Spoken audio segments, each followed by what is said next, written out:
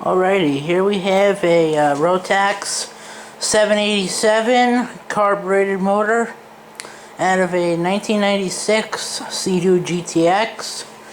I bought this ski about early October and took a compression test when I took a look at it, and the PTO cylinder was had a little bit lower compression. I really didn't think about it that much. However, I was cleaning the exhaust power valves one night and I noticed that there was some scoring on the piston, so I've decided to do a top end rebuild on it and also check the bottom end. So today I pulled the motor out of the ski and see what I found. I just pulled the head off maybe an hour ago, and we'll take a look. You can see that she is seriously shot here. You can see that there's chunks of piston missing and chunks of ring missing. Let me just bring the PTO piston to TDC.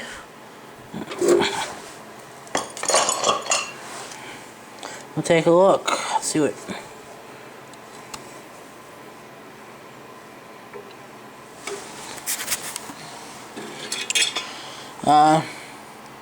Does not look good at all.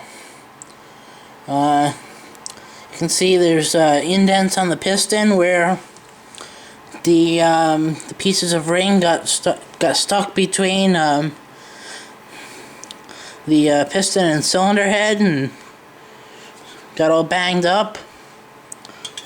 I'm going to bring the piston again to BDC. We'll take a look at the cylinder wall. First we'll take a look at the exhaust side. Well, probably can't see it that well, but there is a lot of scoring on it. And if I actually take my finger, I can actually feel the scoring in the wall. And there's also some scoring on the intake side. And again, I'll just do the finger test. I can feel it a little bit.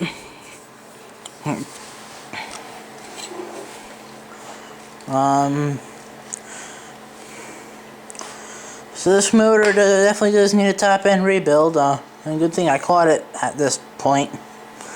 The mag side is fine. Actually, my great uncle, he's got a set of 787 cylinders that we're going to bore out a millimeter over to bring this motor to 801 cc's.